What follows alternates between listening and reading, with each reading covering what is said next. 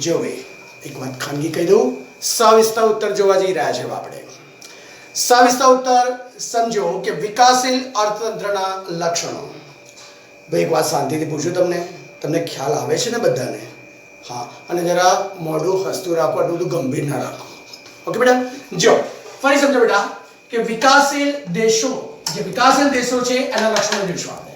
વિકાસશીલ તરીકે મને જવાબ આપો બેટા, કયો દેશ હતો? ભારત. ઓકે, એની શરત શું હતી? તો શરત એ હતી કે વિશ્વ બેંકે જે રાષ્ટ્રની માથાદીઠ આવક કેટલી નક્કી કરી છે? $735, 735. તો $735 કરતા ઓછી હોય, બરાબર? અને એ અહેવાલ એને 2004 માં આપ્યો. ફરી સમજો કે વિશ્વ બેંકે રાષ્ટ્રની માથાદીઠ આવક $735 થી ઓછી હોય તે રાષ્ટ્રનો સમાવેશ વિકાસશીલ દેશોમાં થાય છે, અને વિકાસશીલ દેશ તરીકે લઈશું આપણે ભારત. ઓકે, હવે સમજો બેટા, બોર્ડ ઉપર જ ફોકસ કરજો બેટા કે આપણે આની અંદર 9 મુદ્દા જોવાના છે બેટા. 9 મુદ્દામાં પહેલો મુદ્દો આવશે નીચી માથાદીઠ આવક, બીજો વસ્તી વૃદ્ધિ, ત્રીજો કૃષિ ક્ષેત્રે અવલંબન, ચોથું આવકની વહેંચણીની અસમાનતા, પાંચમું બેરોજગારી. આપણે અત્યારે બોર્ડ પર 5 મુદ્દા સમજીશું. 6, 7, 8, 9 ગરીબી, દ્વિમુખી અર્થતંત્ર, સેવાઓ, અપ્રાપ્ય સેવાઓ, અને છેલ્લે આંતરરાષ્ટ્રીય વેપારનું સ્વરૂપ. ટોટલ આપણે 9 મુદ્દા સમજવાના. પહેલા આપણે 5 મુદ્દા સમજીએ બેટા. અને જો એક્ઝામની અંદર બી ખાસ ધ્યાન રાખજો કે સવાલ એ રીતે પૂછાય કે વિકાસશીલ અર્થતંત્રના કોઈ પણ 5 લક્ષણો બતાવો. આપણે 5 લક્ષણો જ સમજીએ છીએ, તો બાકીના 4 સમજીશું આપણે. ઓકે બેટા, સ્ટાર્ટ કરીએ. તો પહેલું આવશે નીચી માથાદીઠ આવક. નીચીનો મતલબ ઓછી. ખાસ ધ્યાન રાખજો, બહુ જ ધીમેથી બોલીશ. નીચી માથાદીઠ આવક, એમાં શું લખશો બેટા કે વસ્તીનો દર વધુ હોવાથી માથાદીઠ આવક કેવી થઈ જાય છે? ઓછી. જો માથાદીઠ આવક ઓછી હોય તો જીવન ધોરણ કેવું રહેશે બેટા? નીચું. કેવું રહેશે બેટા? નીચું. આપણે જો નીચી માથાદીઠ આવક. બીજો મુદ્દો જોઈશું વસ્તી વૃદ્ધિ. સિમ્પલ મુદ્દો કે આ દેશોમાં વસ્તી વૃદ્ધિનો દર 2% થી વધુ હોય છે. આ દેશોમાં વસ્તી વૃદ્ધિનો દર 2% થી વધુ હોય છે. આપણે 2 મુદ્દા જોયા. ત્રીજો મુદ્દો છે કૃષિ ક્ષેત્રે અવલંબન. અવલંબનનો મતલબ શું થાય? કે કોઈની પર ડિપેન્ડ્સ રહેવું, આધારિત રહેવું. એના 3 મુદ્દા ઓબ્જેક્ટિવ માટેના છે, ધ્યાન આપજો બેટા. પહેલો મુદ્દો એ આવશે કે વિકાસશીલ દેશોની મુખ્ય આર્થિક પ્રવૃત્તિ ખેતી છે. વિકાસશીલ દેશોની મુખ્ય આર્થિક પ્રવૃત્તિ કઈ છે? ખેતી. જેમાં 60% થી વધુ લોકો એ રોજગારી ખેતી પર આધારિત છે. 60% થી વધુ રોજગારી ખેતી પર શું રાખે છે? આધાર રાખે છે. અને ત્રીજો પોઈન્ટ કે રાષ્ટ્રીય આવકમાં ખેતીનો ફાળો 25% છે બેટા. કેટલા ટકા છે બેટા? 25%. આ 3 રેશિયો કોનો થયો? વિકાસશીલ દેશોનો. ફરી સમજો, કૃષિ ક્ષેત્રે અવલંબનના 3 મુદ્દા ફરીથી બોલું કે વિકાસશીલ દેશોની મુખ્ય આર્થિક પ્રવૃત્તિ ખેતી છે, જેમાં 60% થી વધુ રોજગારી ખેતી પર આધારિત છે. જેમાં રાષ્ટ્રીય આવક ખેતીનો ફાળો 25% થી વધુ છે. ચોથો મુદ્દો લઈએ, આવકની વહેંચણીની અસમાનતા. અનસમાનતા મતલબ અનબેલેન્સ. કહો બેટા, અનબેલેન્સ. આની અંદર આપણે 2 શબ્દો પર ધ્યાન આપીશું. પહેલો શબ્દ છે રાષ્ટ્રીય આવક. બોલો બધા, રાષ્ટ્રીય આવક. અને બીજો શબ્દ છે ઉત્પાદનના સાધનોની માલિકી. રાષ્ટ્રીય આવક, ઉત્પાદનના સાધનોની માલિકી, બંનેમાં અસમાનતા જોવા મળે છે. ફરી બોલો બેટા કે રાષ્ટ્રીય આવક લો અને ઉત્પાદનના સાધનોની માલિકી બંનેમાં અસમાનતા જોવા મળે છે. આથી આ દેશોમાં આવક અને સંપત્તિ, બોલો 2 શબ્દ, આવક અને સંપત્તિ, આ બંનેનું કેન્દ્રીકરણ અલ્પ સંખ્યામાં જોવા મળે છે. અલ્પનો મતલબ થશે ઓછી સંખ્યામાં. કઈ 2 વસ્તુ? આવક અને સંપત્તિ. ફરી બોલો બેટા કે આવકની વહેંચણીની અસમાનતામાં રાષ્ટ્રીય આવક લો કે ઉત્પાદનના સાધનોની માલિકી લો, બંનેમાં અસમાનતા જોવા મળે છે. દેશમાં આવક અને સંપત્તિનું કેન્દ્રીકરણ અલ્પ સંખ્યામાં, અલ્પ એટલે ઓછી સંખ્યામાં છે. કઈ 2 વસ્તુનું? આવક અને સંપત્તિ. અને છેલ્લો મુદ્દો બેરોજગારી છે. 5મો મુદ્દો કે બેરોજગારીનું કુલ પ્રમાણ શ્રમિકોના 3% થી વધુ છે. બેરોજગારીનું કુલ પ્રમાણ શ્રમિકોના 3% થી કેવું છે બેટા? વધુ. આપણે હેતુલક્ષી તરીકે પૂછાય છે. અને છેલ્લો પોઈન્ટ કે આ દેશોમાં એક શબ્દ છે મોસમી બેરોજગારી, અને બીજું શું આવશે? છુપી બેરોજગારી. મોસમી અને છુપી બેરોજગારી વધુ જોવા મળે છે, જેનો સમયગાળો બહુ જ લાંબો છે. સમયગાળો કેવો છે બેટા? લાંબો છે. આપણે 5 મુદ્દા જોયા. આઈ હોપ કે તમને ખ્યાલ આવી ગયો હશે. પ્રેમથી નોટમાં લખી લો અને પછી મોઢે કરી લો. એ પછી આપણે 6, 7, 8 અને 9 મુદ્દા જોઈએ. ધ્યાન આપો બેટા.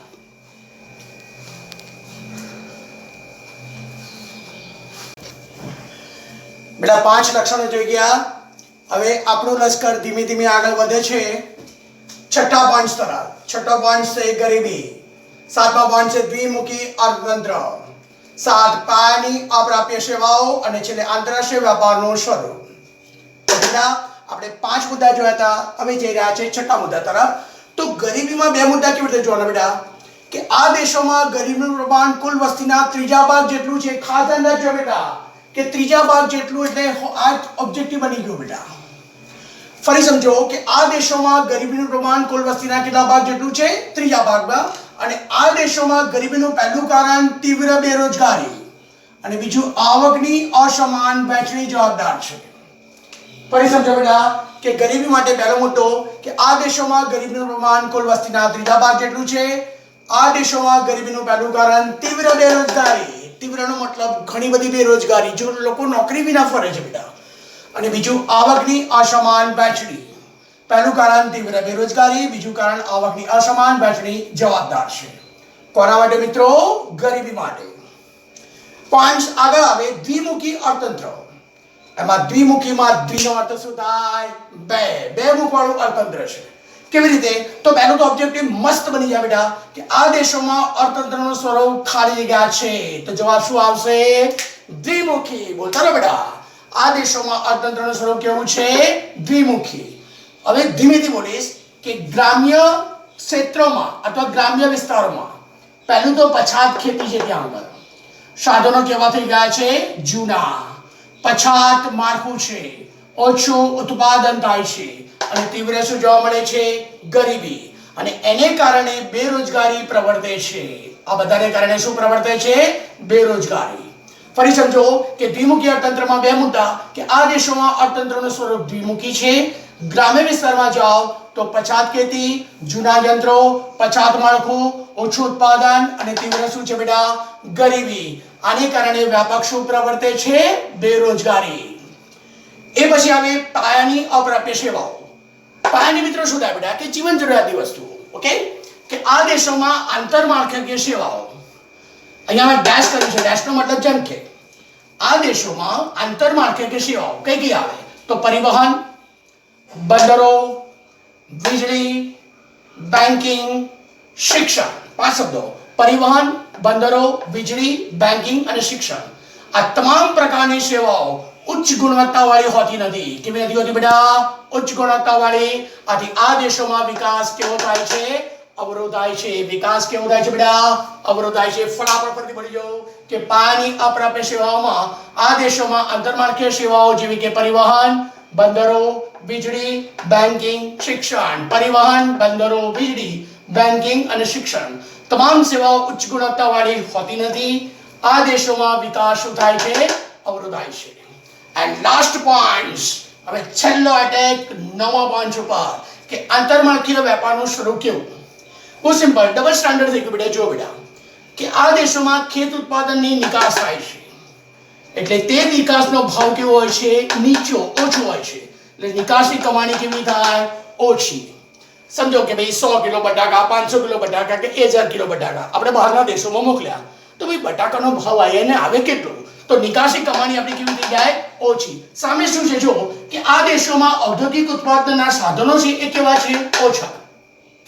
હવે બુદ્ધિ એ છે બેટા કે જ્યાં સાધનો ઓછા હોય ત્યાં એ વસ્તુની શું કરવી પડે? આયાત. આયાત વધુ થાય એટલે આયાત ખર્ચ થઈ જાય? વધી જાય. અને મિત્રો ખાસ ધ્યાન રાખજો કે આયાત ખર્ચ વધી જાય એટલે એ દેશ હંમેશા દેવામાં ડૂબેલો રહે છે. શેમાં ડૂબેલો રહે છે? દેવામાં. ફરી બોલું, ધ્યાન આપજો બેટા કે આંતરમાળખાકીય વેપારનો સ્વરૂપનો પહેલો મુદ્દો કે આ દેશોમાં ખેત ઉત્પાદનની નિકાસ વધુ થાય છે, પણ ખેત ઉત્પાદનનો ભાવ ઓછો હોવાથી નિકાસ કમાણી કેવી થાય છે? ઓછી. આ દેશોમાં ઔદ્યોગિક ઉત્પાદનના સાધનો ખૂબ જ ઓછા છે એટલે એની શું કરવી પડે છે? આયાત. આયાત ખર્ચ વધી જાય એટલે એ દેશમાં ડૂબેલો રહે છે? દેવામાં. આપણે 9 મુદ્દા કમ્પ્લીટ કર્યા બેટા. 4 માર્ક્સનો સવાલ છે. સવિસ્તર ઉત્તર છે. ખૂબ જ પ્રકારનો એને લાડ લડાવજો, પ્રેમ કરજો. ઓકે બેટા, જોઈ લો.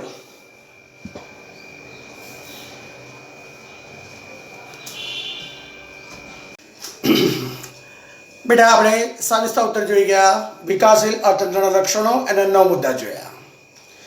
સાવિસ્તા ઉત્તર હંમેશા 12 મિનિટમાં કમ્પ્લીટ થવો જોઈએ બેટા. એટલે જ્યારે તમે લખો ત્યારે મોઢે કરજો અને મોઢે કરીને લખી નાખજો બેટા. ઓકે, 12 મિનિટમાં મોઢે લખાય એ રીતે પરફેક્ટ જોજો બેટા. ઓકે, હવે ટોપિક થોડો આગળ લઈ જઈએ બેટા. દરેક દેશની અંદર 2 પ્રવૃત્તિઓ છે, આર્થિક પ્રવૃત્તિ અને બિન આર્થિક પ્રવૃત્તિ. તમે સ્ક્રીન પર દેખાઈ જોજો બેટા, આર્થિક પ્રવૃત્તિ અને બિન આર્થિક પ્રવૃત્તિ. આર્થિક પ્રવૃત્તિની અંદર આર્થિક શબ્દનો અર્થ શું થાય? મેં તમને વારંવાર કીધું, આર્થિકનો મતલબ થાય નાણું.